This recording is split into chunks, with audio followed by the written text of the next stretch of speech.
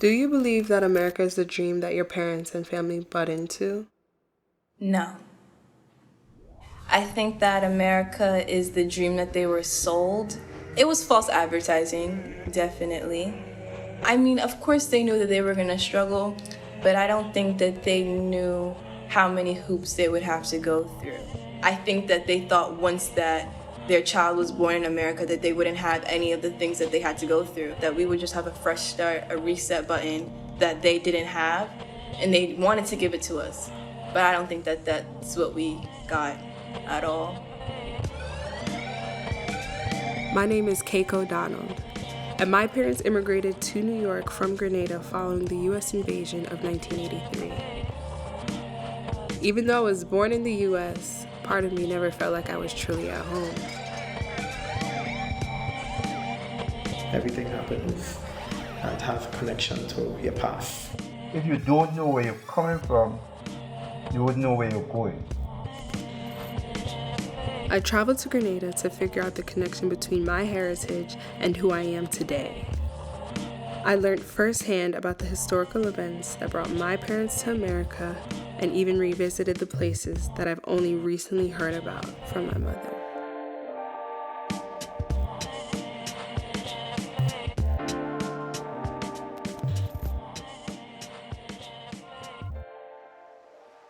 Before my mother opened up to me about her past and Grenada's history, I would just go to Grenada to celebrate Carnival with my family and express myself in ways I didn't think I could in the US.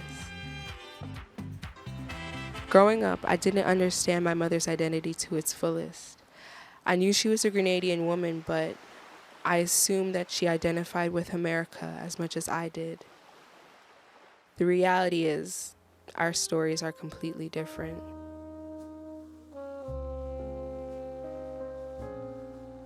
My name is Mary Meredith Laguerre Donald. I am from the Caribbean island of Grenada.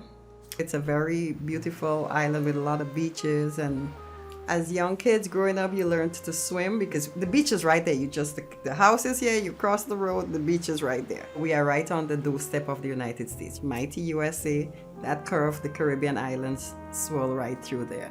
Our island have always played a very crucial role in the interests of those who sought to get a piece of the pie because of our location. The French and the British fought for the island, but the British had the last laugh, and we remained under Great Britain until our independence in the year 1974. Our first Prime Minister, Maurice Bishop, that fought for that independence to happen. The year was 1961. Eric Matthew Gary was put into office, and my mother Mary was born in St. David's, Grenada. I went to school at all-girls school. When we were in school, there was a revolution in Grenada. The sitting Prime Minister of Grenada, who was the same Eric Gary, whom they claimed was a dictator, at first he did a lot of good for Grenada. I would not say he did not, but like anybody who has been in power for a length of time, they want to just do whatever they want or whatever they please. What do you guys know about the revolution? I'd say they mostly taught us about like how Eric Matthew Gary was overthrown by Maurice Bishop. What? Yes. What? No. I mean, no. Eric Matthew Gary's government was overturned and toppled, and there was a new government in charge. That was led by a gentleman called Maurice Bishop. 1979. That is when they took over power. They became very militarized. They had their own army trained by Cubans. I was 16 years old and holding a gun at the time. And we started getting this SLR, the semi-automatic, until we get a fully automatic, the M16, AK, 47 and so on. So imagine guys 16, 17, 18 year old having gun, AK, M16. The government that they formed was called the People's Revolutionary Government, PRG. Based on how Maurice Bishop came into power, we did not have the support of the US, so he took the aid where he was able to get it from, that being from Russia and Cuba. Maybe he could have taken a different route, but if you're a parent that have to provide for your child, What sacrifice would you make?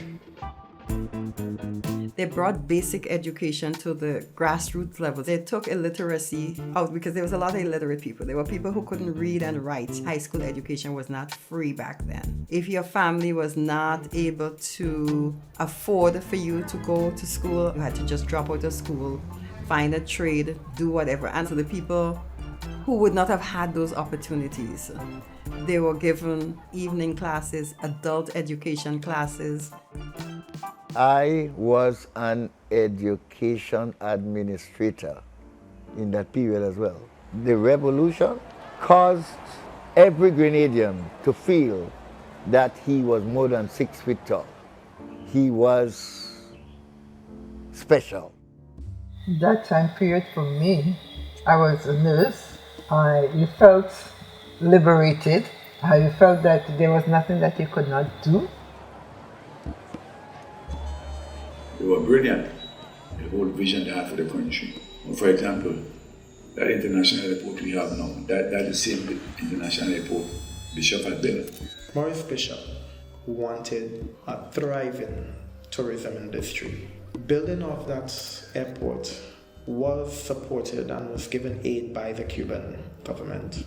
Rumors and talk was that it was for the purpose of a military base.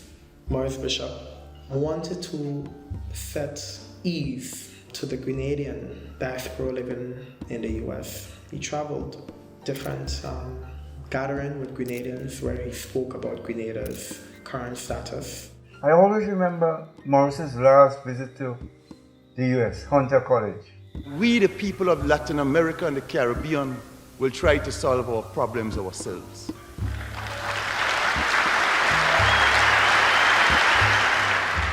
When you address the question of Grenada being a black, English-speaking nation, having liberated herself, what effect that could have on millions of black oppressed Americans. On that journey, he was fortunate enough to even meet with President Ronald Reagan. President Ronald Reagan, as any other president of the US, shared the view of entertaining a democracy, having an election. Maurice Bishop came back singing a new song that was not well sung by everyone in his party. His right-hand man. Bernard Code, very strong in his Marxist frame of mind, saw Maurice Bishop as unfit to be leader. Bernard Code was the minister in charge of finance because he was an economist and he was a finance man, so that was under his banner. In charge of the military. Power, it's a hell of a joke. He wanted to remain in power. Give the people on a voting ballot. Bernard Code wasn't going to take that chance, even if it means stabbing your friend in the back. Bernard Code had a little bit more power than he should have been given, in which he was able to, based on the notion that Maurice Bishop was not fit to be a leader, place him under house arrest. For like about a week or so, they said nobody was hearing anything from Maurice Bishop.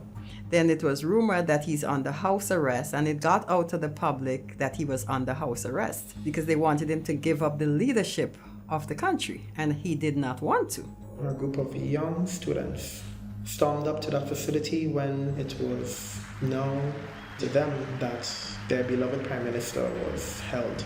Well, during that time, I was finished with high school. I went on to started working my first job at the Ministry of Finance. We were government workers, we couldn't leave, so we went to work. But from where the office were, we could see they left school along with other working people and went up to the Prime Minister's residence where he lived. My father came and said he was going out of the room to come back, taking Maurice Bishop from a house arrest. It was a dark day. He knew something was going to happen. It came off on the radio station saying that he was released, that the people went and set him free. They went and took him out of the house. Soldiers was guarding the house. They didn't care. People broke the gate down, they went in, they took him out. Without a single blood shed, because the soldiers that were ordered to actually keep Maurice Bishop under house arrest did not retaliate towards those students. He was freed. They chose to bring him up onto the military compound, which was their main headquarters of the army, the Fort George. So we decided we're going to go over there to hear what he has to say, because everybody wants to hear, why was that? What did he do? What caused that? If you love a leader, if you have the free time to go and hear that leader speak, many Grenadians went up to the Fort George. Thousands of Grenadians, unfortunately, following them were troops ordered by Bernard Cole to apprehend Maurice Bishop. No one at all would have thought that the events that took place after that was going to happen. I started seeing all these military trucks with soldiers coming in, pouring in, armored vehicles. And I did see my friend in one of the armored vehicles, and he said, "What you doing here? Go home," just so he said. And no sooner they got up to the fort, we started hearing gunshots, and it felt like if, I don't know, a war was taking place. There's machine guns going off. They have turned the guns on the masses. Grenadian soldiers opened fire at their very own. And people were running so we started to run too, because we don't know what's going on, where the shots, so we started running towards our office. And as we were running, the fort is up on a big tall wall on a hill. There were people jumping over the walls, and you're talking about feet and feet of height. And people were just pouring over these walls, just jumping to save their lives. I jump over the wall and I head off, down to the town. Yeah, I remember when I jump off over the wall, come down to the bush. I saw a young girl come down there, and she just landed on her back and she bawling, "Help, help." Because I always remember that, and I just said, "Oh God, I can't help you," and I just had to run. And there was hundreds of people like that, all, coming through the bushes and so on. Damaged, broken hand, broken legs. They were firing left, right, and center. They didn't know who they were firing at. It was so traumatic. I recognized a lot of faces I knew with guns in their hands, and has just suddenly become enemies. I remember seeing one guy who was a young guy. He could not have been more than about 14, 15, with his arm blown out. I saw that guy. If I close my eyes, I still see him walking down, crying and running. A couple of people I knew, some I did not. So you now running to save yourself because you don't know what next. You don't know where this thing is going. And then later on that evening, the military came on and said that a number of people was killed in a crossfire on the fort. Maurice Bishop and his followers were captured, and they were placed along the inner court of that fort. They all face the barrel of a gun.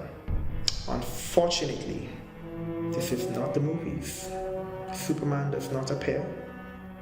It's the real world. Maurice Bishop, on that very sad day, himself and his followers were all shot. Bernard Code placed the island under a curfew. Shot first. If you break that curfew, questions will be asked later. Lockdown after dark. If you're seen out after dark, you'll be shot on sight.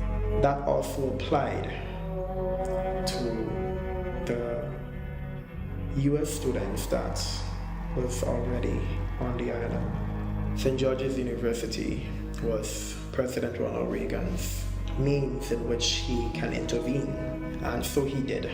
Remember where the Caribbean is situated. Socialism, if you want to call it that, was embedded itself in the Caribbean. They didn't want that spreading throughout the Caribbean. And I remember President Reagan in one of his speeches said, "The United States will defend America way beyond its shores and will crush the head of communism." No problem. I didn't fire a shot. I was young, well, let's say young, maybe a teenager, and I always thought that, something is going to happen. I remember dreaming of invasions, planes flying. I mean, things that you would see on TV. You're thinking that one day this probably will happen here.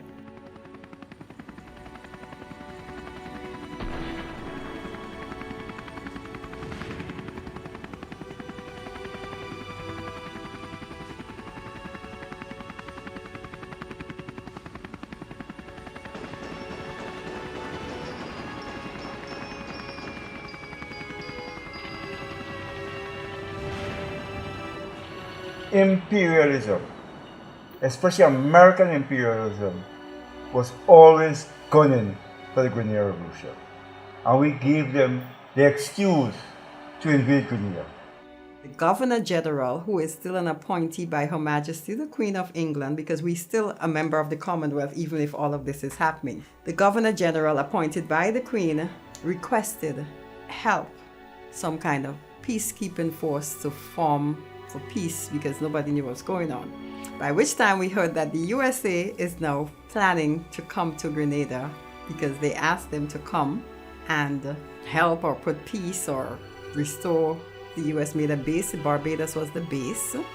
And sure enough, my dream, my fears, what I always thought that I saw in my head during that time, bombers flying, just like how you would see in any war that you see is going on or in a movie.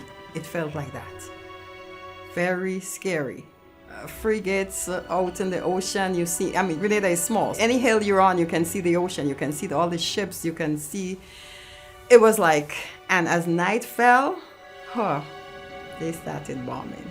Imagine a small island and these bombers are sweeping over you, dropping the bombs. You don't know if it's going to fall on your house or if that bomb is going to come, and you're hearing it, you're seeing it. You know, it's like, you know the plane is going and swoop around to come back again, and it's like you're in your house, you don't know. A lot of people died. Nobody knows the true number.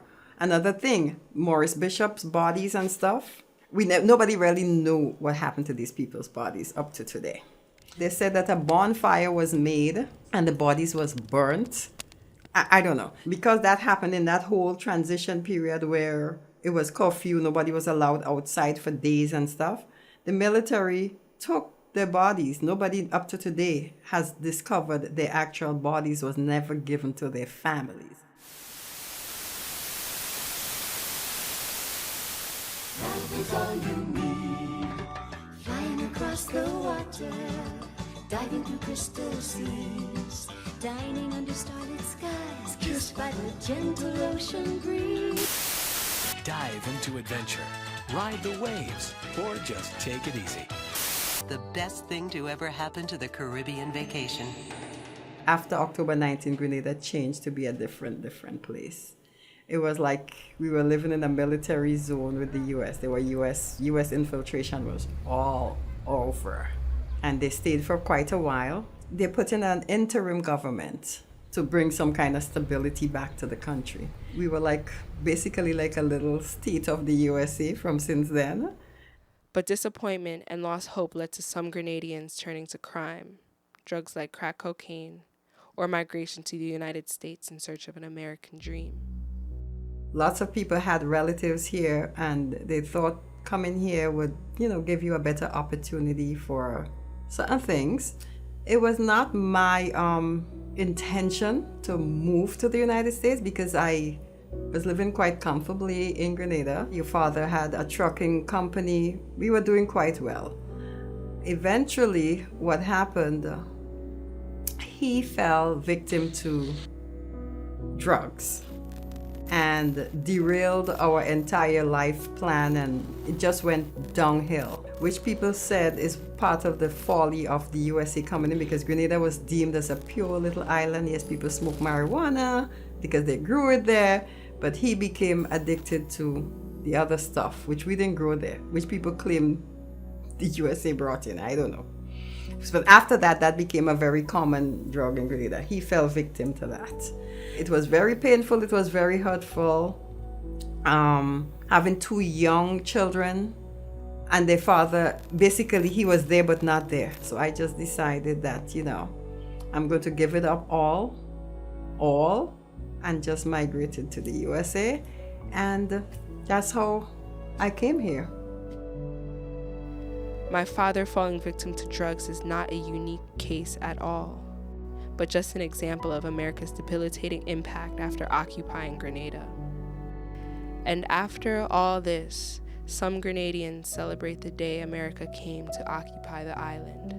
Grenada was taken out of a very dark moment. United States coming to Grenada was intervention They had to intervene to rescue. Some people say America saved Grenada from whatever.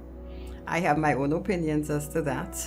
Intervention, invasion, whatever you call it, I know for sure that when America takes this action, it's not in the interest of the country, but in their own particular selfish interest. Once they were satisfied that they quelled the Soviet influence here and the Cuban influence, they went about their way, and there was no serious economic development. It stifled the possibility of what way of emerge from the Grenadian people themselves. I feel like they were saying, you see what happens when you get independence? You see what happens when you try to do your own thing? You fail. And that's what they really want all of Black people, all Caribbean people to know, that if you really disassociate yourself with our power, then you're not gonna make it. And I feel like that's constantly always shown.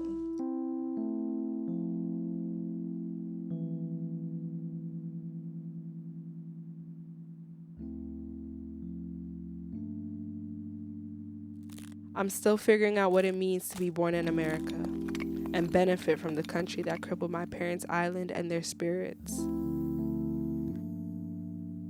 I sit with the fact that if not for the U.S. occupation of Grenada, I probably wouldn't be alive to tell you this story. I can tell you that as I grow up and understand the stories that my mother casually tells me, the more I understand why she is the way she is, and why my spirit chose her as the mother that I learned from.